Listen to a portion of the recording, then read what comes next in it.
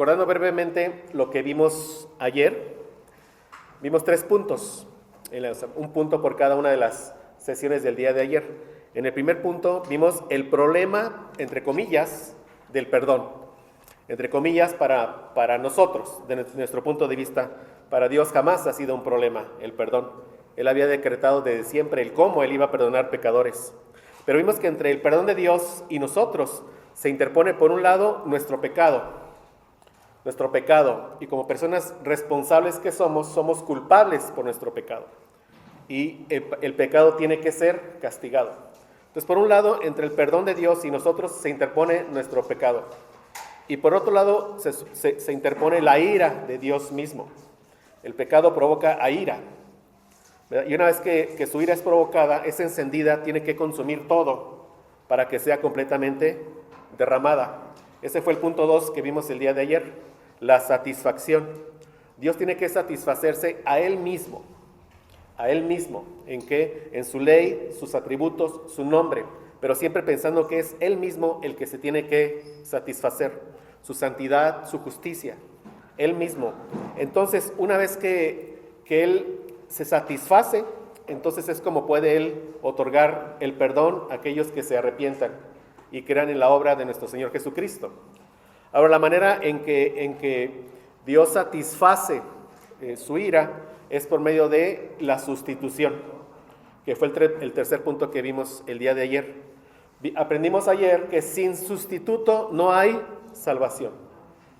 Es el medio que Dios ha provisto para salvarnos, un sustituto. Gracias a Dios vimos que el sustituto debe ser Dios encarnado, por las razones que vimos ayer. Es Cristo quien murió en la cruz y solamente Él es nuestro sustituto. Sin sustitución no hay salvación. Si Dios permite, el día de hoy veremos todo lo que Cristo, bueno, no todo lo que Cristo, porque algunas de las cosas que Cristo logró para nosotros. Vean ustedes, la salvación es como un diamante. Para poder ver la hermosura de todo el diamante tenemos que ver todas las aristas.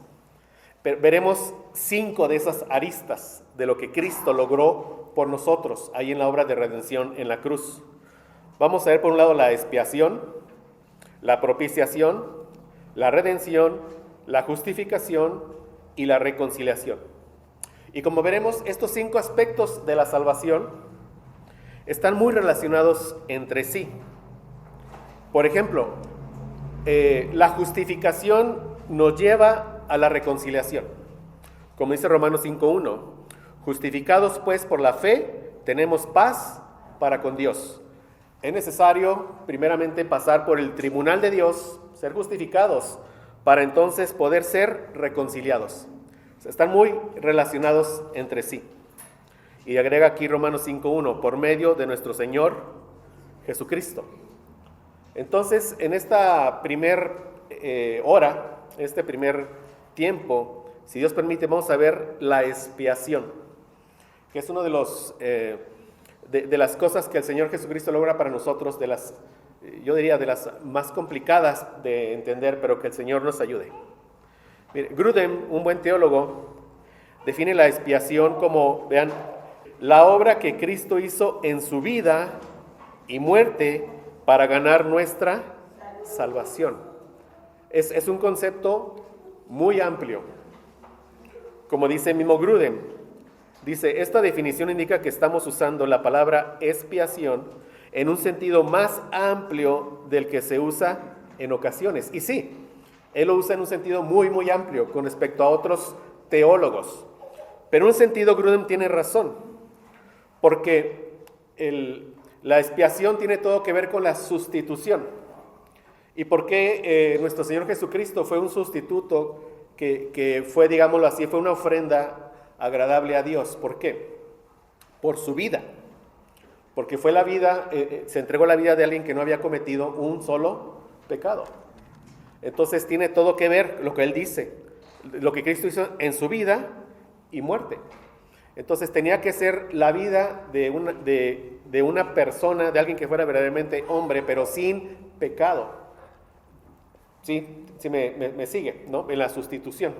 Y aparte Él tenía que derramar la sangre hasta entregar su vida. Entonces, en ese sentido amplio tiene razón Grudem. Como él dice, y lo repito, esta definición indica, la de Grudem, que él dice que estamos usando la palabra expiación en un sentido más amplio del que se usa en ocasiones. A veces se usa para referirse solo a la muerte de Cristo en la cruz y el pago que hizo por nuestros pecados. Y agrega Grudem, puesto que los beneficios de la salvación también vienen de la vida de Cristo, tenemos que incluir eso también en nuestra definición.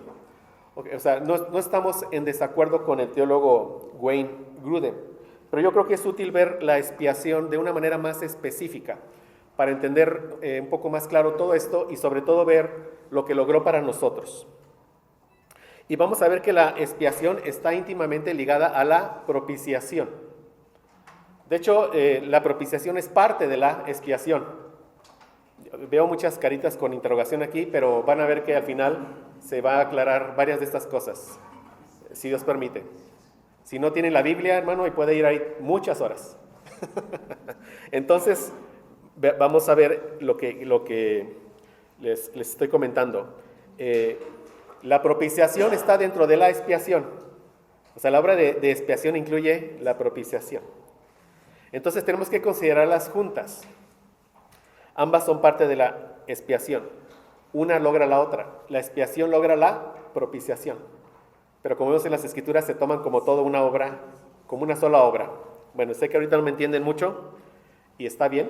Vamos a ir avanzando, hermanos. Entonces, primeramente vamos a ver qué es la expiación. Definir qué es la expiación. Vean, la expiación es la remoción de la culpa.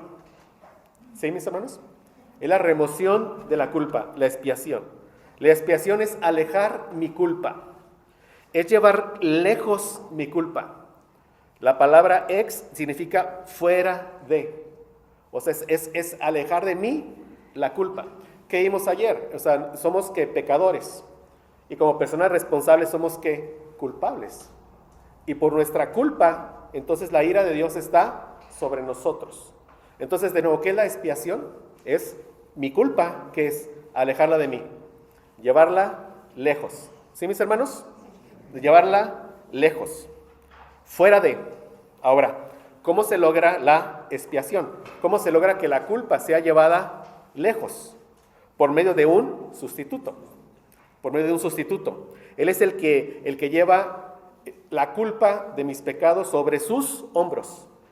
¿Sí? O sea, por eso la condenación fue sobre él. ¿Cómo se aleja mi culpa? ¿Por medio de quién? De un sustituto. Por eso dice el Salmo 103:12, como está lejos el oriente del occidente, hizo alejar de nosotros nuestras rebeliones. Pero tú tienes que pensar cuando leas este salmo, lo hizo por medio de un sustituto. Alguien que llevó mi culpa sobre sus hombros. Y como yo mi culpa sobre sus hombros, la ira de Dios que era sobre mí fue sobre quién? Sobre él. Él llevó lejos mi culpa. ¿Vamos bien ahí, hermanos? Ok. Demos vuelta a la página. Ahora, ¿qué se logra con la expiación? De una forma lo que ya dije. Por mis pecados soy culpable ante Dios. Y por mi culpa, la ira de Dios está sobre mí. Pero entonces, si mi culpa ya fue expiada, si mi culpa ya fue llevada lejos, entonces ya no hay culpa sobre mí. ¿Sí me sigue, hermano? Y si ya no hay culpa sobre mí, entonces ya no hay ira de Dios sobre mí. Esa es la propiciación. ¿Qué es la propiciación? O sea, que alguien más aleje la ira de Dios que estaba sobre mí. ¿Sí? O sea, es la propiciación. Por eso le digo, la expiación está íntimamente ligada ¿con qué? Con la propiciación. O sea, la expiación lleva a la propiciación y la propiciación es parte de toda la obra de expiación. ¿Vamos, hermanos?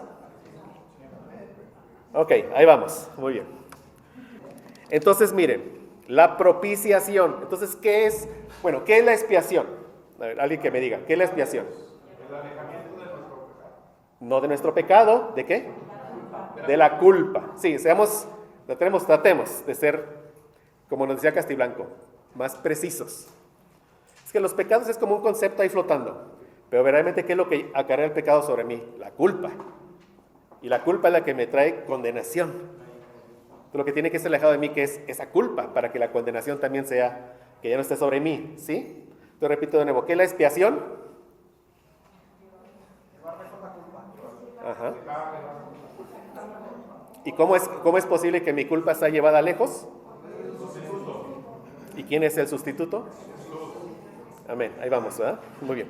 Ahora vean, ¿qué es la propiciación entonces? Es aplacar la ira de Dios. O que se suena, ¿cómo que aplacar? Bueno, son términos que vas a encontrar en unos libros que tú leas. Y quizás en esas primeras traducciones así se quedó. Entonces vamos a usar esos mismos términos. Es aplacar la ira de Dios, pero lo entendemos, ¿verdad? Ese es. Y para que la ira de Dios pueda ser aplacada, debe ser que derramada. O sea, Dios debe quedar satisfecho. Por eso vimos ayer esas lecciones. ¿Y cómo se logra la satisfacción de Dios? ¿Cómo su ira se enciende hasta que consume todo? Y una vez que consume todo, dijimos que quedaba satisfecha. ¿Y cómo se logra la satisfacción de Dios en este sentido que lo estamos entendiendo? ¿Cómo se logra? Por medio de un sustituto. Amén. Entonces, el sustituto recibe el castigo de Dios por nuestra culpa, y la culpa es por nuestros pecados. Y así el sustituto satisface las demandas de la justicia y de la santidad de Dios. Entonces, por medio de un sustituto, la ira de Dios queda aplacada. Y así logra para nosotros la propiciación. Esa es la propiciación. ¿Y cómo tiene la propiciación? Llevando lejos nuestra culpa. Y eso es la expiación. Pero todo es parte de lo mismo, ¿sí? En un sentido, la expiación es horizontal, llevar lejos fuera de nuestra culpa. Y en otro sentido, la propiciación es vertical, aplacar la ira de Dios que era sobre nosotros. ¿Vamos bien, mis hermanos? Entonces, la expiación se logra cuando alguien funge como sustituto y derrama su propia sangre. Recordemos, derramó su sangre hasta que entregó su vida. Eso también, ¿verdad? Estas ideas de que una sola gota de la sangre de Jesús hubiera bastado para... Eso es incorrecto. Eso no es cierto. Yo no lo sé, estoy especulando. Jesús, ¿qué era el oficio de Jesús? Era un carpintero, estoy especulando. ¿Habrá sido que se machucó algún día y por ahí derramó alguna gota de sangre? Estoy especulando. Quizás sí. ¿Y eso entonces, esa gota salvó a todo el mundo? No. ¿Por qué? Porque el punto de derramar sangre es que hasta que Él entregue su vida. Lo que tiene valor es que su vida es la vida. ¿Sí, mis hermanos? Entonces, la expiación se logra cuando alguien funge como sustituto y derrama su propia sangre para satisfacer las demandas de la justicia de Dios. Si elimináramos la sustitución de nuestra teología y de nuestra cristología, prácticamente estaremos descartando las Escrituras por completo. Entonces podemos decir que solo la expiación logra la satisfacción. Entonces aquí vamos a encontrar estos términos combinados.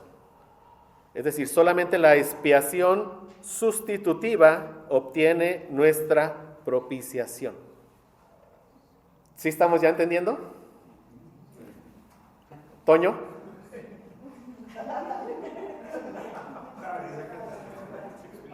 Ahora no he escuchado ningún aleluya, Toño. ¿Vale? Ni ninguna palabra de gozo, Juan Carlos. Bueno. Y la pregunta, por ejemplo, la palabra expiación, Ajá. creo que puede causar, no estamos familiarizados con esos conceptos, pero la palabra expiación yo creo que tiene un sentido más de entender por sí misma la palabra, lo que significa. Pero por lo menos aquí yo no lo relaciono pues con el significado como tal, la palabra propiciación, o sea, no la logro ligar, como que la palabra por sí misma no me lleva a ese discernimiento de lo que significa. Sí, pero ese es... Creo que por eso a lo mejor como que estábamos un poco... Sí, pero estamos aprendiendo quizás para varios terminología que es nueva. A lo mejor ustedes entienden la justificación como justificar a alguien que llegó tarde a la clase de la cruz de Cristo. Pero vamos a ver que eso no tiene nada que ver con la justificación cuando hablamos con términos de Dios.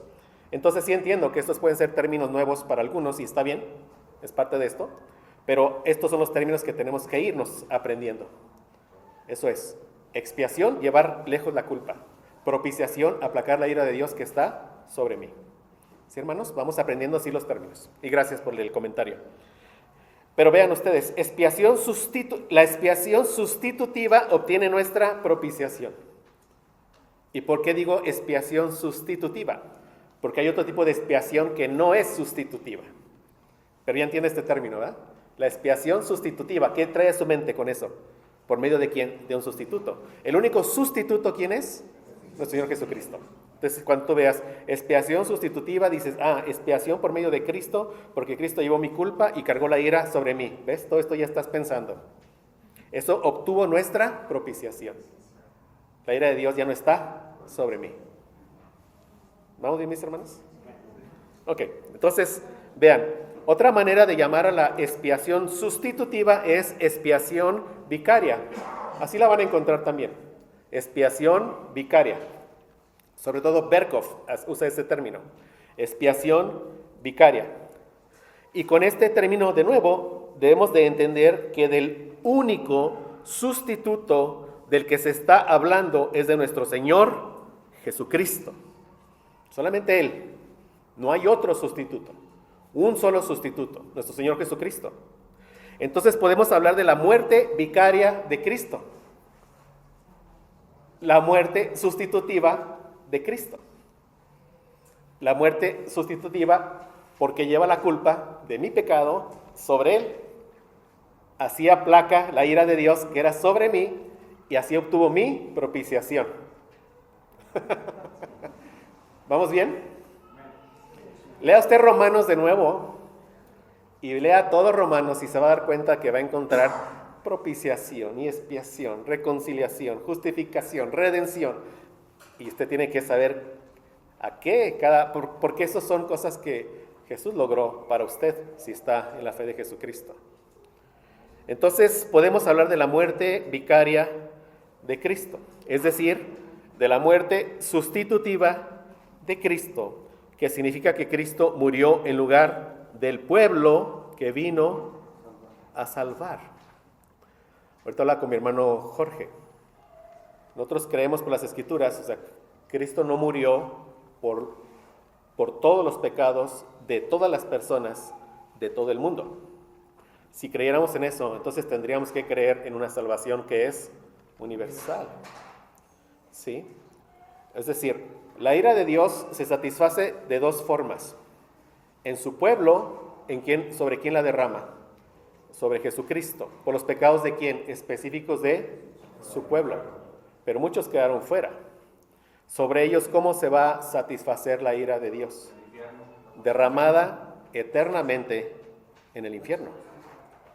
Entonces, si decimos que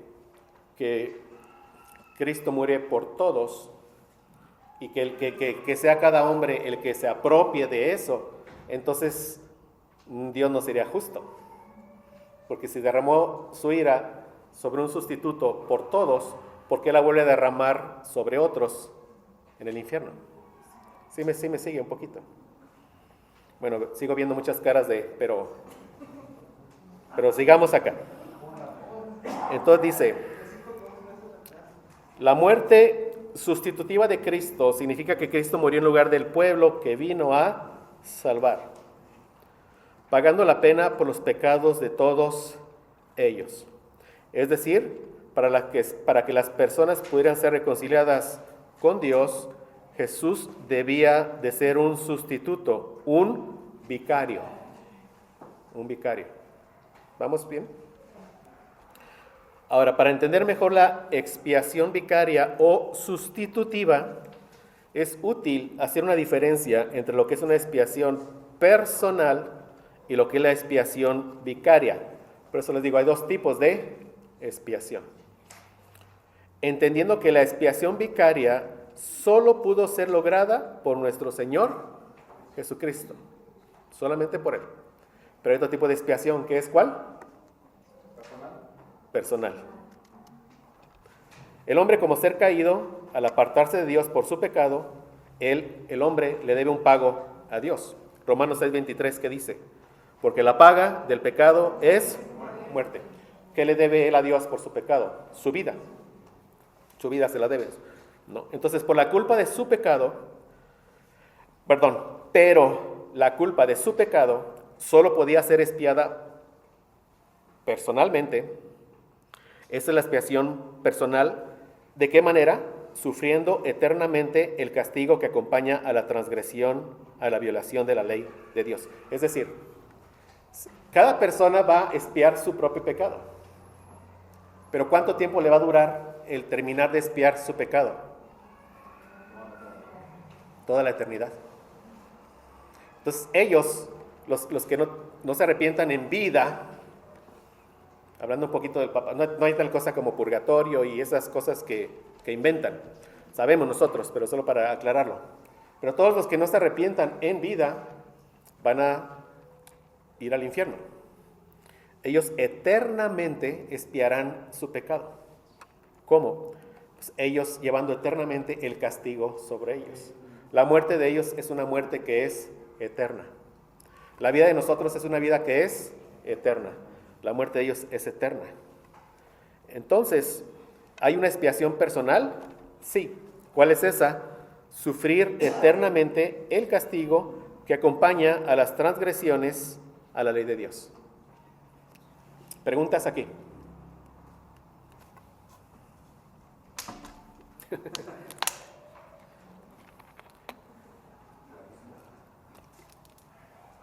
¿Vamos?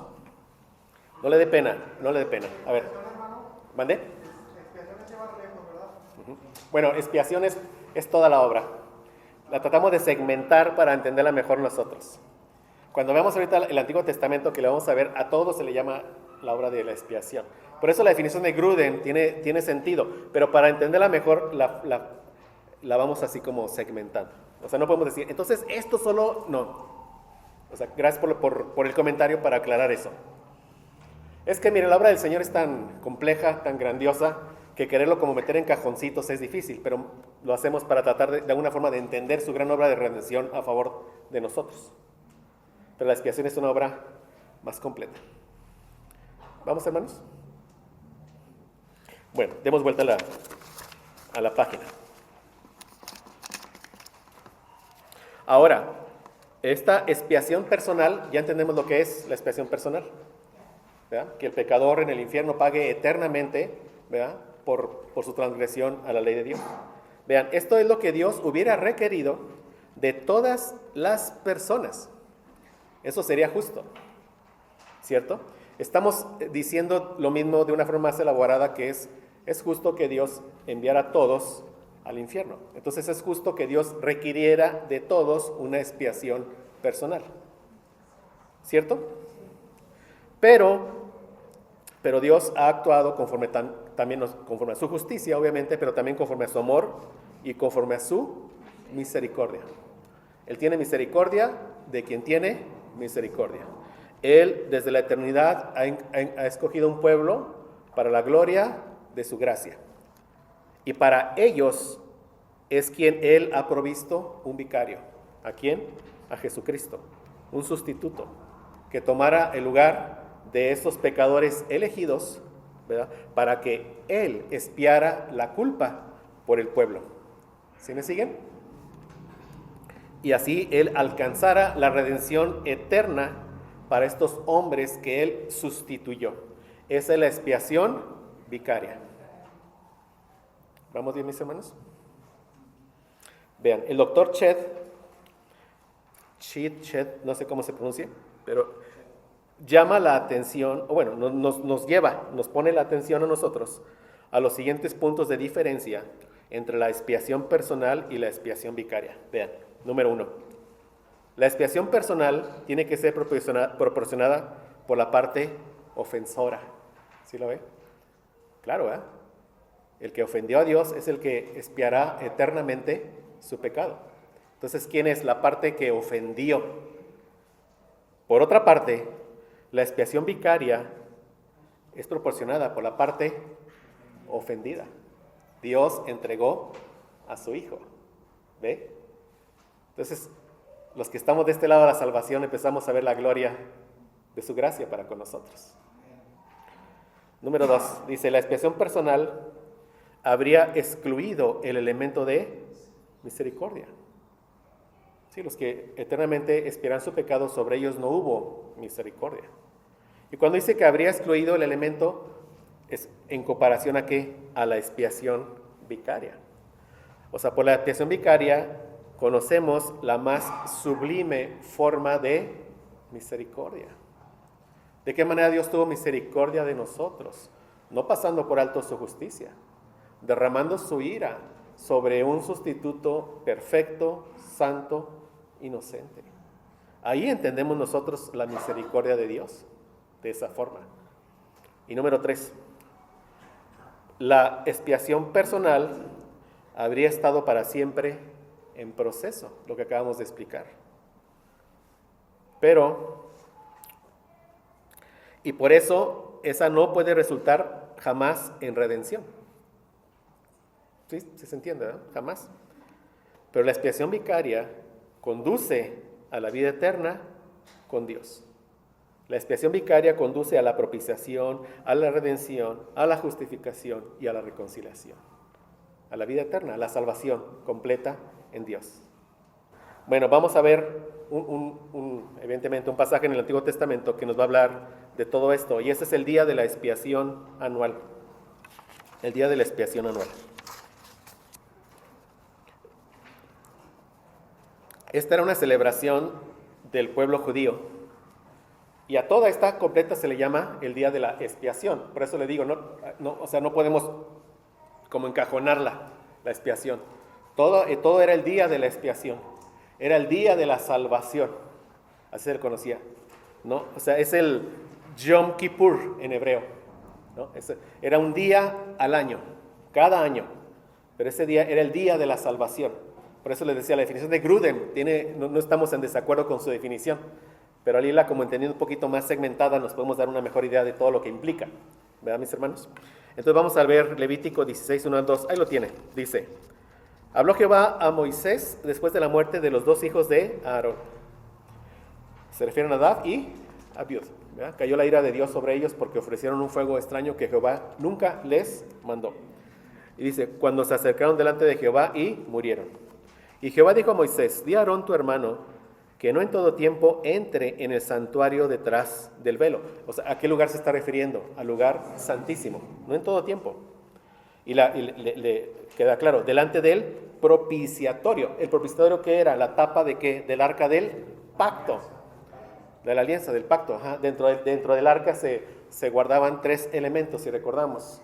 Las tablas de piedra con la ley, un gomer del maná y la vara de Aarón. Y los 3 elementos, ¿a quién señalaban, prefiguraban?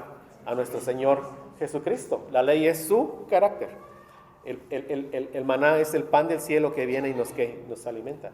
Y la vara de Aarón es aquella vara que fue cortada y resucitó para confirmar que Él es el gran sumo sacerdote escogido por Dios. Amén. Entonces dice aquí que está sobre el arca, para que no muera, porque yo apareceré en la nube sobre el propiciatorio. Y después al final de este capítulo, en el 34, que se los dejé, dice, y esto tendréis como estatuto perpetuo para hacer expiación una vez al año por todos los pecados de Israel. Era una fiesta que era una celebración que era ¿qué? Anual. Una vez al año. Por todos los pecados de Israel. ¿Vemos? Hermano Jorge. Por todos los pecados de ¿qué? ¿De todo el mundo? No, ¿de quién? De Israel. ¿Por qué de Israel? Porque era el pueblo escogido del antiguo pacto. Nosotros somos el verdadero Israel. El pueblo escogido del nuevo pacto. Amén. Y Moisés lo hizo como Jehová le mandó. Bueno, ahí en el medio vemos Levítico 16, del 6 al 10, lo siguiente. Y hará traer a Aarón el becerro de la expiación que es suyo, y hará la reconciliación por sí y por su casa. Después tomará los 2 machos cabríos y los presentará delante de Jehová a la puerta del tabernáculo de reunión.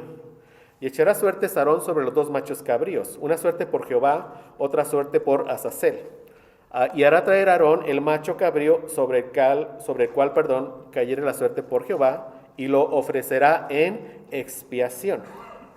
Mas el macho cabrío sobre el cual cayere la suerte por Azazel, lo presentará vivo delante de Jehová para hacer la reconciliación sobre él, para enviarlo a Azazel al desierto. Ok, vamos a entender qué está pasando aquí.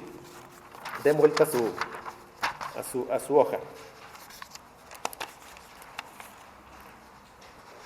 Vamos a entender primero qué es esta palabra Azazel, porque dice, o sea, que va a echar suerte sobre los dos machos cabríos.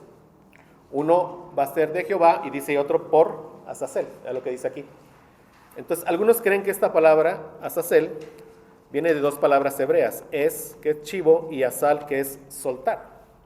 O sea, soltar, ¿no? O sea, es algunos. Así, esa traducción Azazel es un chivo que desaparece. Esa otra traducción hebrea es que Azazel es un lugar en el desierto.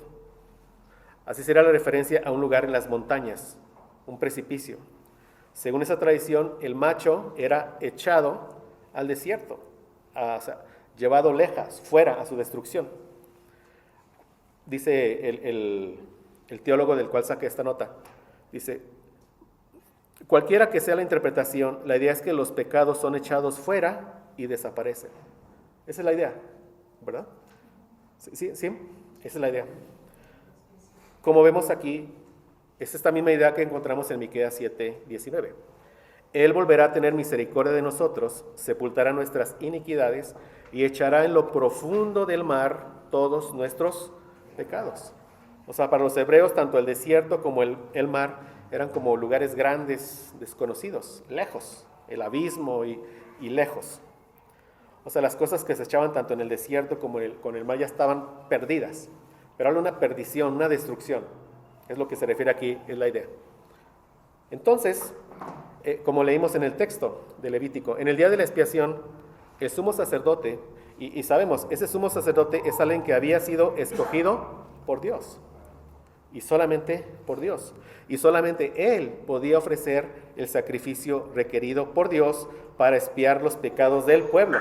Solamente la persona que Dios había designado. En este caso era Aarón, el sumo sacerdote solamente. Pero él ofrecía primeramente un sacrificio por sus propios pecados y por los de su familia, por los de su casa. Y después ya estaba calificado para actuar como un sacerdote para el resto del pueblo, ofreciendo sacrificios por los pecados de Israel, del pueblo. Entonces, ya una vez que hacía eso, el sumo sacerdote imponía sus manos sobre el macho cabrío expiatorio. Ok, ¿cuál es ese? Sobre el cual caía la suerte por Azazel. ¿Sí me siguen? Sí, o sea, y esto simbolizaba, vean, o sea, él imponía sus manos sobre ¿quién? Sobre este macho cabrío, el expiatorio, y eso simbolizaba el traslado o la imputación de la culpa de los pecados del pueblo hacia un animal inocente. Sí, ¿verdad, mis hermanos? O sea, pone sus manos y eso que estaba simbolizando la transferencia de la culpa por los pecados de todo el pueblo de Israel, transferido hacia quién, hacia este macho cabrío expiatorio, que era un animal que era inocente. Inocente, él no había hecho nada, ¿verdad?, para morir por los pecados de ellos, él era inocente. Ahora, esta aclaración es importante hacerla. Esto era una representación, o sea, quiero aclarar esto. Ningún animal cargó realmente con ninguna culpa. Ustedes a veces entienden esto, o a veces escuchan. Bueno, es que esos animales como que cubrían el pecado, ¿verdad? Ustedes escuchan. Pero Cristo llega y los borra. Cristo llega y los borra, amén, eso sí. Pero el otro no. O sea, ningún animal cubre la culpa del pecado de ningún ser humano. ¿Sí? ¿Sí me siguen? O sea, quiero hacer estas aclaraciones porque yo sé que puede haber confusiones. Miren, el animal en sí mismo no lograba nada por ningún ser humano. El animal en sí mismo, nada. Lo que lograba era la fe de la persona en el medio que Dios había provisto para salvación. ¿sí? Era la fe. Pero la fe en que en este medio que Dios había provisto. Entonces ellos tenían fe. Cuando cada año, cada día, en este día, en el Yom Kippur, cada día, estaba todo el pueblo y veía entrar al sacerdote. Salía el sacerdote y había una algarabía, una fiesta, porque, hey, todos nuestros pecados fueron, ¿qué? Expiados. Tenían fe en el medio que Dios había provisto. Y ese es el medio que Dios había provisto. Pero eso que señalaba o que apuntaba al medio definitivo que Dios tenía en mente, que ¿qué era? El sacrificio de nuestro Señor Jesucristo. Él sí, su muerte sí borró nuestros pecados. ¿Sí?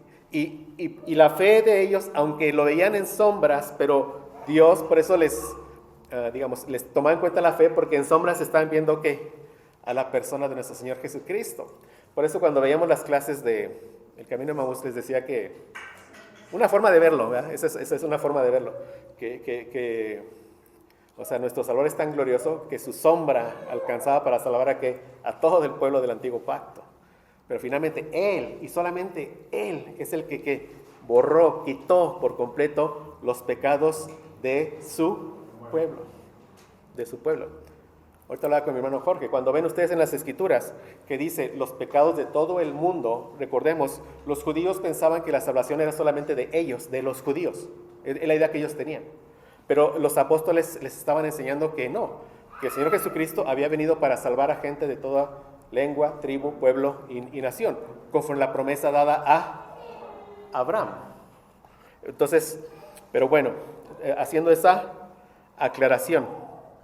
Entonces, al imponer las manos, el sumo sacerdote había una transferencia de la culpa por la fe. Sí, ya vamos, ¿eh? Por la fe. Y este animal era expulsado al desierto. Y era llevado lejos. Entonces ya estamos viendo ahí, ¿verdad? Que lo que ese animal, macho cabrío expiatorio, era llevado lejos. ¿Y qué estaba haciendo? Alejando la culpa del pueblo, lejos, llevada al desierto, allá a la destrucción. O sea, era llevado fuera del campamento, fuera de la ciudad santa, fuera del pueblo de Dios, fuera de donde estaba la presencia y la bendición de Dios. Se perdía en las tinieblas de afuera. ¿Sí, mis hermanos? O sea, por eso leemos el Salmo. Cuanto está lejos el oriente del occidente, hizo alejar de nosotros nuestras rebeliones. Pero ya lo estamos viendo, por eso es tan importante que veamos todo esto donde en el Antiguo Testamento. ¿Sí? ¿Sí, Pablo? Den vuelta a la página, por favor, mis hermanos. Ahora, esto era solo una parte de la expiación. Por eso es entender. Era el día de la expiación. ¿Sí, hermanos? El día de la expiación.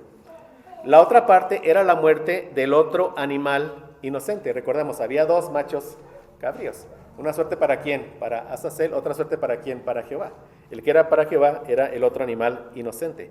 Pero esa sangre sí era derramada. Y esa sangre era rociada sobre el propiciatorio. ¿Qué era el propiciatorio? La tapa del arca del pacto, que ¿dónde estaba? En el lugar santísimo. Claro que eso sabemos nosotros, apuntaba a que nuestro Señor Jesucristo era quien iba a derramar su sangre. Entonces, pero el lugar santísimo, el propiciatorio, era el trono de Dios. Entonces, de hecho, al propiciatorio también se le llama el lugar de la reconciliación. ¿Por qué? Porque ahí la ira de Dios era ¿qué? Satisfecha. Ahí había propiciación para nosotros. Por eso es el propiciatorio. ¿Sí, mi hermano? Ahí la sangre que se derramaba indicaba la manera o los medios por los cuales Dios se reconciliaría con su pueblo, el medio por el cual su ira sería satisfecha. Entonces lo que estamos viendo por medio de estos 2 sacrificios que están en las Escrituras, como leímos en Levítico, es lo que les comentaba al inicio. Por un lado es la dimensión horizontal de la expiación, la remoción de la culpa, y por otro lado la dimensión vertical de la expiación, que es la propiciación de la ira de Dios. Así tenemos esta ceremonia, el día de la expiación anual, que como ya dije, se conocía como Yom Kippur en hebreo. Esa era la celebración. ¿Sí, mis hermanos? Ahora, en el Nuevo Testamento, y sabemos, como lo hemos aprendido y como sabemos, ¿verdad? Estos animales sustitutivos que se utilizaban en la ceremonia del día de la expiación en el Antiguo Testamento no eran más que sombras de una realidad gloriosa que vendría más tarde. El autor de la epístola a los Hebreos nos dice que la sangre de toros y machos cabríos no puede quitar los pecados. Es lo que dice la palabra de Dios. No puede quitar, nada más. No le agreguemos más. Por lo que el valor de esos sacrificios expiatorios en el Antiguo Testamento, o sea, repito lo que ya dije, se limitó a que hubiera una dramatización o una ilustración de una expiación auténtica que estaba por venir, lo que ya les comenté. Bueno, pero ¿qué dice Hebreos? Dice, Hebreos 10, 3 al 7. Pero en estos sacrificios cada año se hace memoria de los pecados. ¿Qué nos está diciendo aquí? Vean, que la culpa ahí estaba presente. Porque, o sea, un año, pero había luego, al día siguiente ya había nuevos pecados. Y todo el año, entonces estaba la culpa. O sea, es decir, esos pecados no, claro, o sea, no podían esos sacrificios, quitar que la culpa, ¿verdad? Pero bueno, dice, porque la sangre de los toros y de los machos cabríos no puede quitar los pecados. Ahí está, no puede quitar, y nos quedamos con eso, ¿verdad, mis hermanos? Exacto, no puede quitar los pecados, no puede. Entonces no agreguemos, pero los cubre, no puede. Nos quedamos con lo que es la palabra del Señor. No puede quitar los pecados. Por lo cual, entrando en el mundo, y aquí cita el Salmo 46:8, sacrificio y ofrenda no quisiste, mas me preparaste cuerpo. Y esto ya lo habíamos comentado. Cuando dijo Dios, hagamos al hombre, Dios Trino, hagamos al hombre, conforme a nuestra imagen y semejanza. Dios Trino tenía en mente ¿a qué? Preparar un cuerpo ¿para qué? Para Dios Hijo. Gracias a Dios. Me preparaste cuerpo. Y lo dice, holocaustos y expiaciones por el pecado no te agradaron. Entonces dije, he aquí que vengo, oh Dios, para hacer tu voluntad. Como en el rollo del libro está escrito de mí. En otras palabras, lo que vemos aquí, las personas estaban justificadas por creer en la promesa de Dios.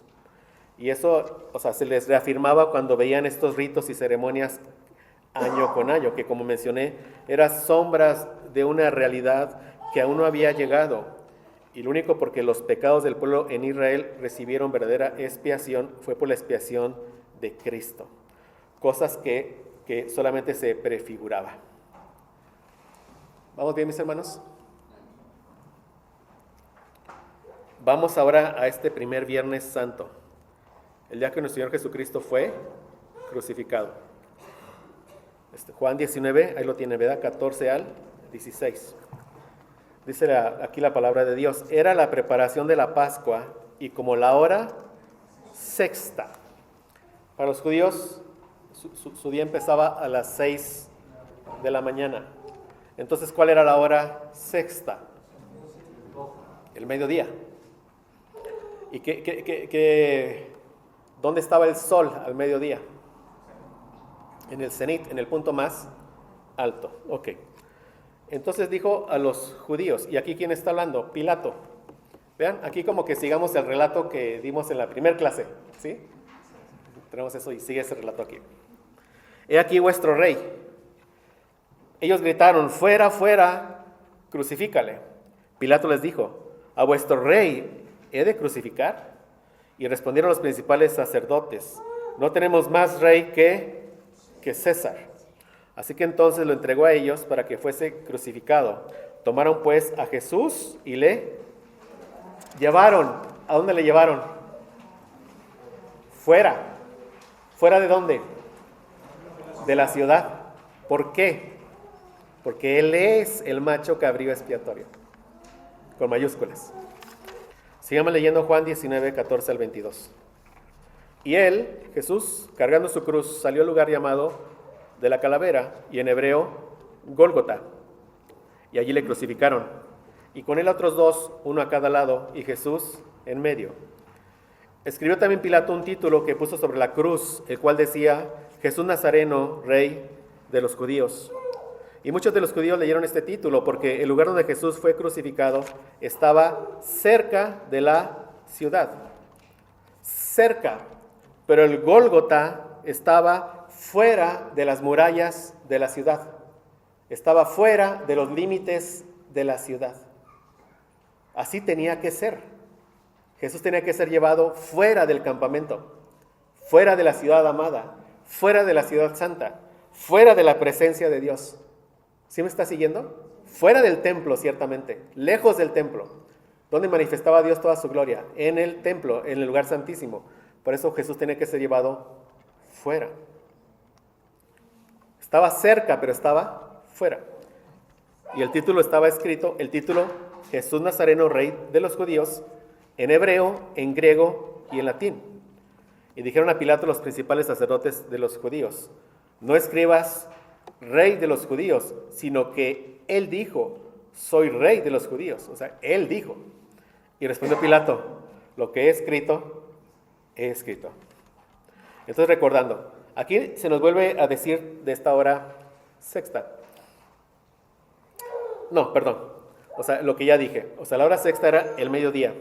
Y el lugar llamado de la calavera, que en hebreo es Gólgota, se menciona que estaba cerca de la ciudad. Pero tenemos que saber que estaba fuera de los límites de la ciudad, fuera de las murallas de la ciudad. ¿Por qué? Porque Jesús tenía que llevar lejos nuestra culpa. ¿Sí lo ve? Lejos. A las tinieblas de afuera. Por eso vemos esto, Lucas 23, 44 al 49. Cuando era como la hora sexta. ¿Qué hora es esta? De nuevo, ¿cuál es la hora? Mediodía. Pero vean, hubo tinieblas sobre toda la tierra hasta la hora novena. Esto es 3 de la tarde. A esa hora y en ese día es cuando los corderos pascuales estaban siendo sacrificados en cada una de las casas de todas las familias de los israelitas. Es cuando se sacrificaban cerca de 250,000 corderos. Vean ustedes, coincidencias o el plan de Dios cumpliéndose a la perfección, ¿verdad? Y dice, y el sol se oscureció y el velo del templo se rasgó por la mitad. En hebreo se nos dice que el velo es su carne, que fue partida por nosotros. Él estaba abriendo un acceso al lugar santísimo, como veremos, creo que en la tercera hora de hoy. Entonces Jesús, clamando a gran voz, dijo, Padre, en tus manos encomiendo mi espíritu. Habiendo dicho esto, expiró. Cuando el centurión vio lo que había acontecido, dio gloria a Dios, diciendo, verdaderamente este hombre era justo. Y toda la multitud de los que estaban presentes en este espectáculo, viendo lo que había acontecido, se volvían golpeándose el pecho. Pero todos sus conocidos y las mujeres que le habían seguido desde Galilea estaban lejos mirando estas cosas. ¿Por qué Lucas agrega en su relato que hubo tinieblas? ¿Por qué agrega esto? Y realmente hubo tinieblas. ¿Por qué? Porque Jesús era el verdadero macho cabrío expiatorio, el que tenía que ser llevado lejos del campamento, a las tinieblas de afuera.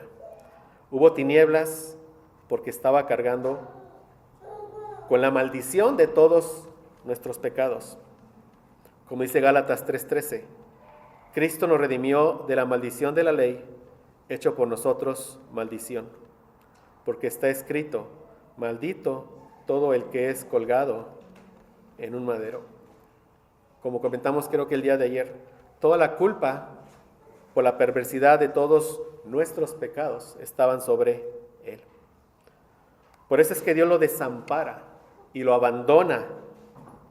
Y él exclama a gran voz, Mateo 27:46.